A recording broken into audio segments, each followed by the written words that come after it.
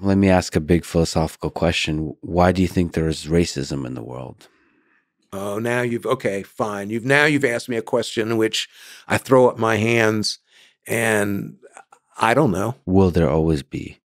Why is there tribalism? Are humans always finding this way to divide ourselves? And how bad of a problem is that? It's a huge problem.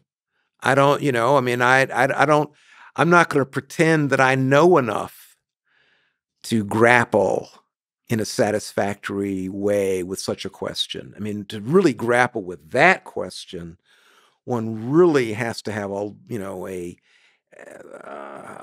very broad knowledge base in which they can make comparisons. I mean, the world's a big place. Now, from the little bit I know about the world, I read as much as I can. I'm a very privileged character. I mean, I live in a university, so I'm reading constantly and listening constantly. From what I gather, the problem of divided societies is a problem that is worldwide.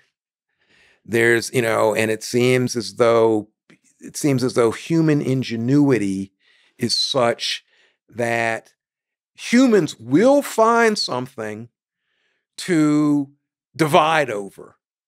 It might be texture of hair. It might be, complexion of skin. Political ideology. Political ideology. If the texture of skin is the same, it'll then be, well, you wear these sorts of clothes. You speak in this sort of way.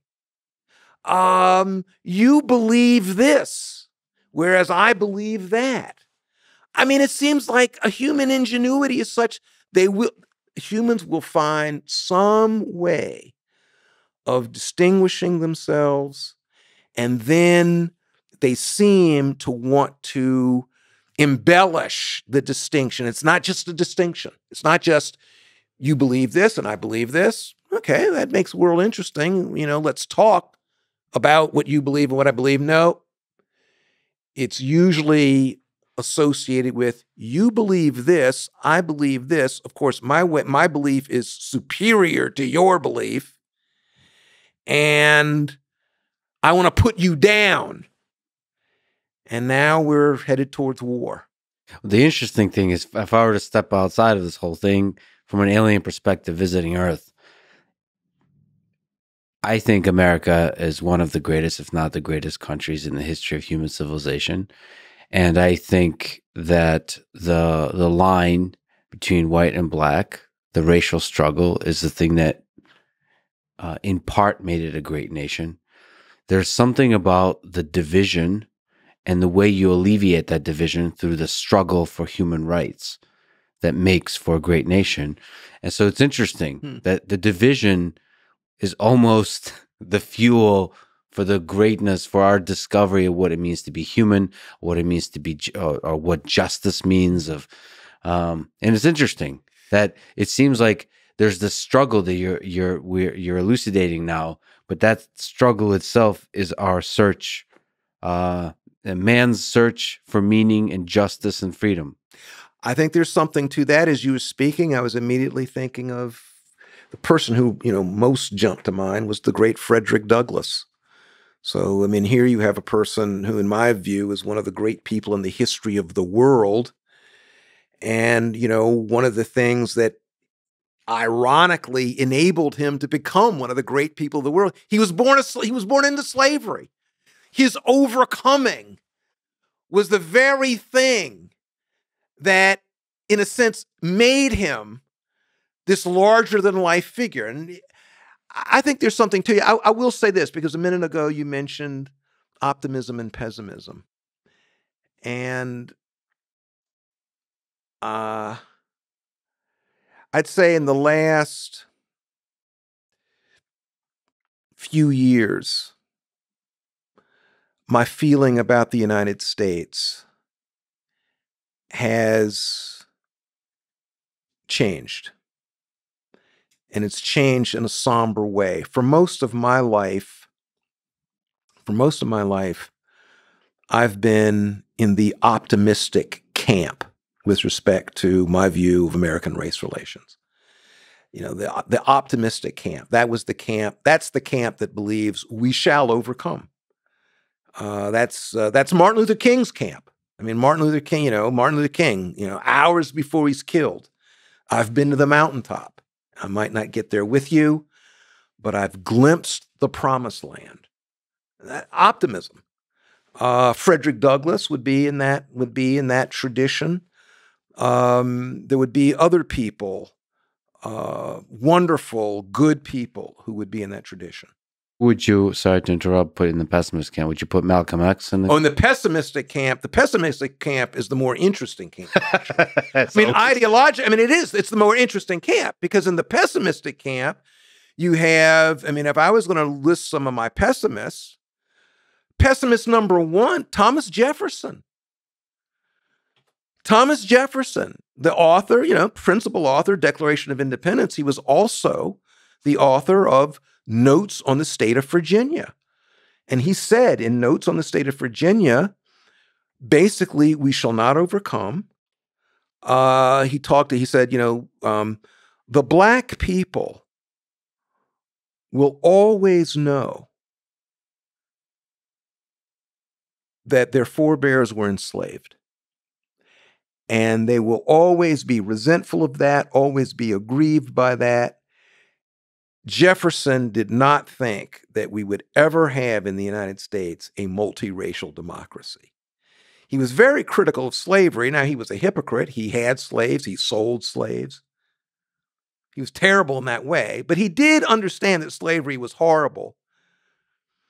But he did not want he did not want to free the slaves for a variety of reasons. And one reason was because he thought that it would be impossible to have a society in which blacks and whites were equal neighbors. He was thoroughly pessimistic. Another pessimist, Alexis de Tocqueville, thoroughly pessimistic.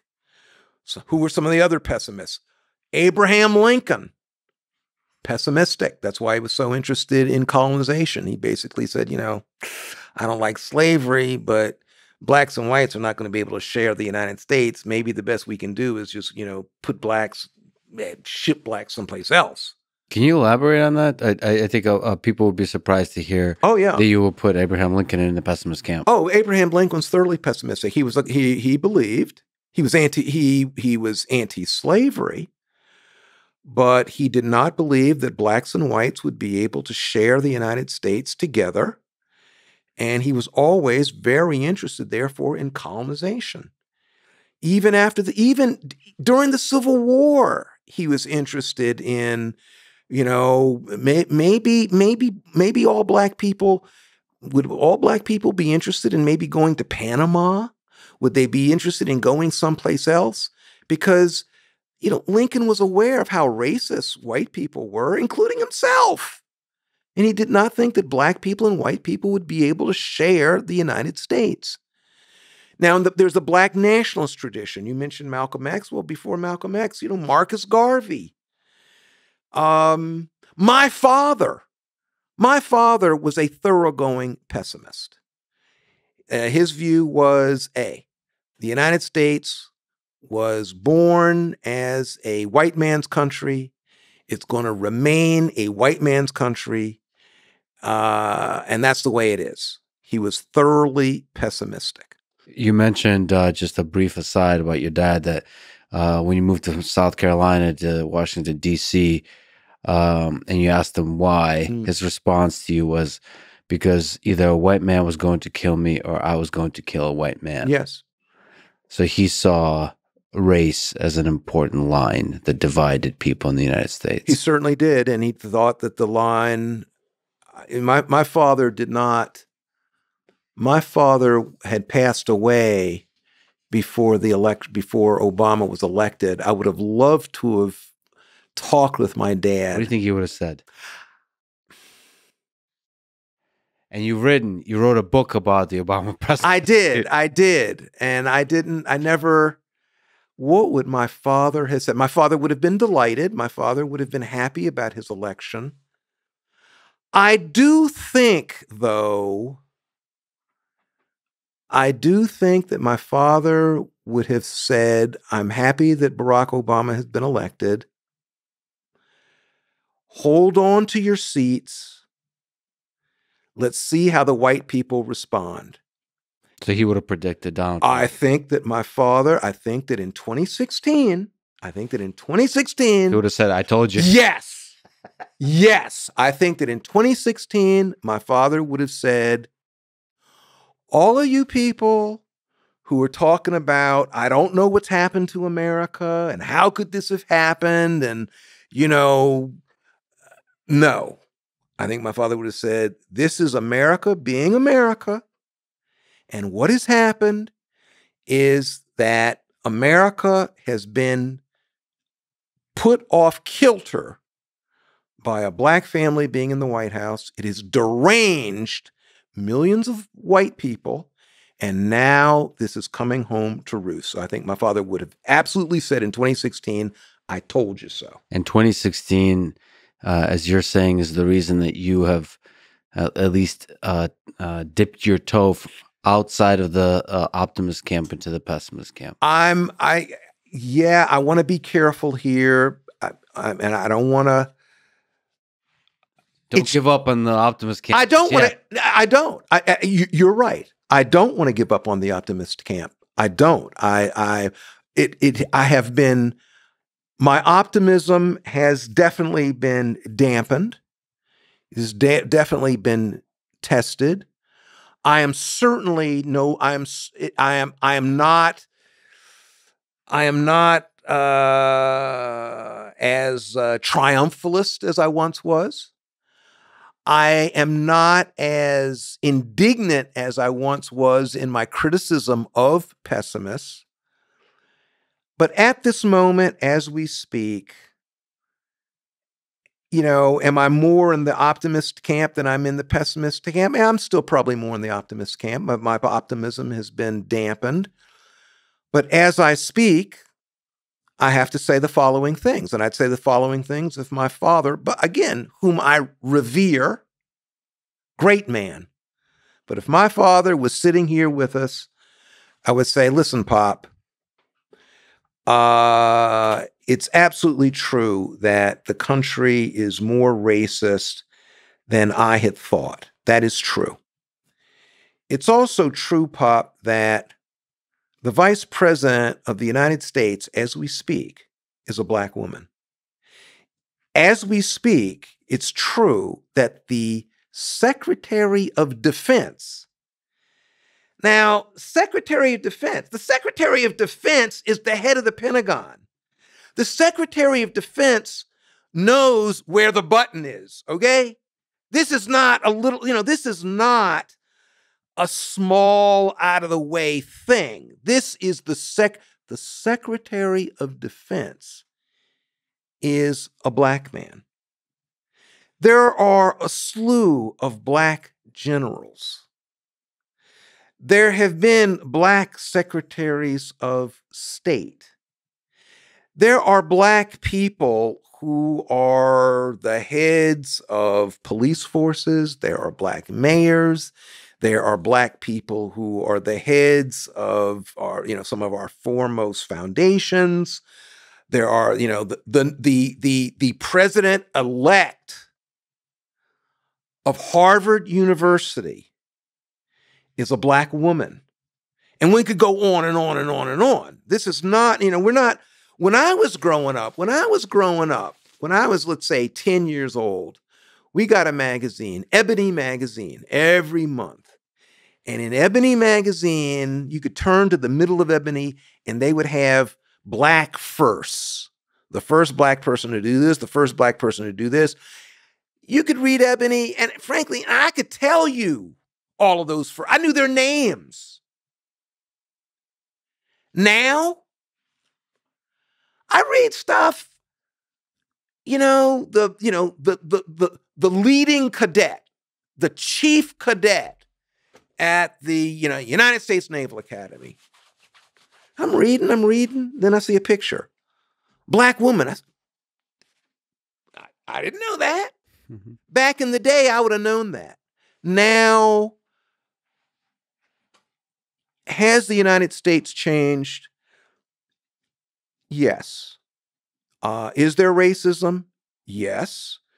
Is it, a substantial force in American life? Regrettably, tragically, yes. Has the United States changed? Yes. And again, if we want to go international, the United States is not the only country that has wrestled with deep division. You think about, think about India, think about, the United Kingdom, think about practically any large nation state. They've all grappled with divisions.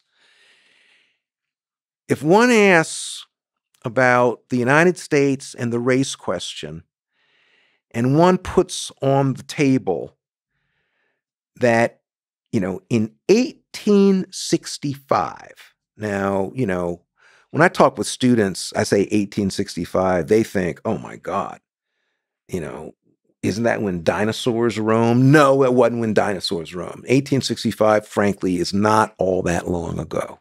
In 1865, the great mass of Black people in the United States had recently been released from chattel slavery. The great mass of Black people in the United States in 1865 were illiterate. Now,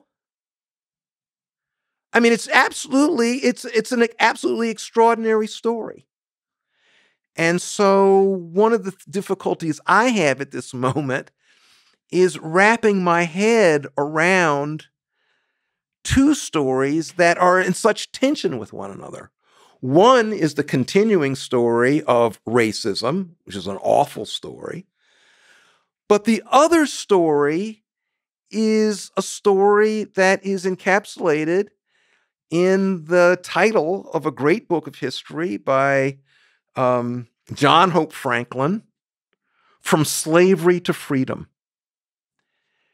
And, those are two stories in American life, and it takes an awful lot to put your mind around both stories, and I'm trying to.